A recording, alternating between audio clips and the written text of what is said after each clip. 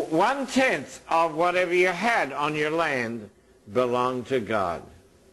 So that's interesting for us.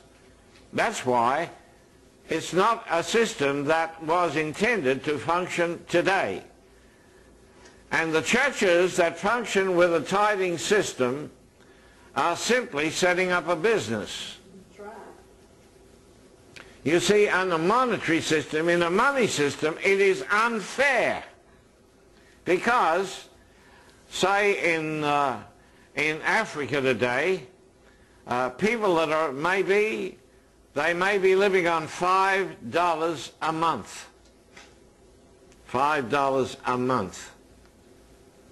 Well, $5 a month, if you tithe, that's 50 cents. You take 50 cents out of $5, leaves you $4.50.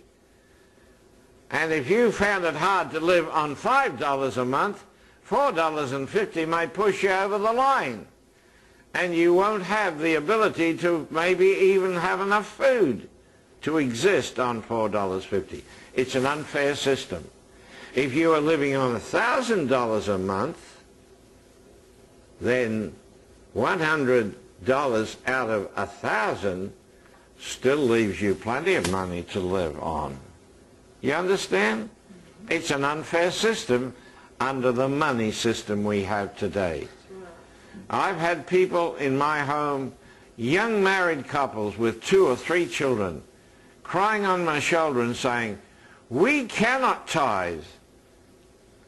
The cost of renting the house, the cost of food for our children and clothing and the school and everything, we cannot do it. And the pastor tells us we'll go to hell if we don't tithe. What do?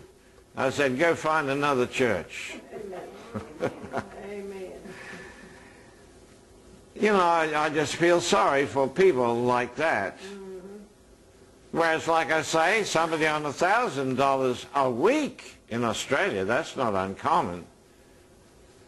Tithing is not an imposter on them or an imposition on them, because $900 a week is okay to live on. You can do that easily. Yeah. But still, tithing is not for today in our church system. It's not for today in a monetary system. I'm not saying you should not give to God. Of course you should give to God. But you should give to God whatever He tells you, because He's the King. He should tell you what you're supposed to be tithing, because He knows what you can afford. That's it. And secondly, He'll tell you where to put that money. The church brazenly gets up and says, we are God's storehouse. You've got to bring your tithes. All your money goes in here. God never said to give your money to the church. Never. You can't find it in the book. He's to tell you where that money is to go. There may be a missionary overseas somewhere, and God says, I think that's where you should put your money for this month. Maybe not for all time, but for this month, you see. Or if God says, put it in the fellowship where you are being fed, okay, that's it. But God should tell you. Because there are many churches out there today that really are just big business. That's what they are. And that's what Israel did. You know why Jesus went into the temple and messed it up for them? Because they had established a financial empire in that temple. That's why He said, you've made my house a house of merchandise. You see? And God said, I'm finished with that. My house is to be a house of prayer, not a house of merchandise. So He messed it up for them. You see, Israel was under the Roman Empire at that time. So they couldn't run their business, whatever it was, on the outside, because the Romans would have known and they would have stopped them. But the Romans never went into the temple. So they were very smart. They said, okay, we're going to build our empire in there. How did they do it? If you went in to buy something or to pay your tithe to the temple, then you had to change your Roman money for temple money. And they set up their temple money system, probably printed their own money and whatever. And so when you went in there, you had to exchange your Roman money for the temple money. And there was a big exchange system going on with that. Then, if you brought an animal, like a lamb, in for your offering, for the priest to kill and offer it unto the Lord, then, of course, they'd look at your lamb you brought and said, no, it's not good enough. See, it's got a little black spot on it, see here. And it looks like something has bitten it on this side here. No, you can't use that lamb. But we've got lambs here. And they would sell you one of their lambs, you see. Big business. Big business. Okay. Speak to the children of Israel and let them bring me an offering. And the offerings, of course, were silver or gold or precious stones. And verse 8 says, and let them make me a sanctuary. Let them make me a sanctuary. Why? So that I can live among them. So God said, Moses, I want you to build me an ark. That ark was a box of acacia wood. It was just timber, but it was built according to God's plan, because the measurements were all very special.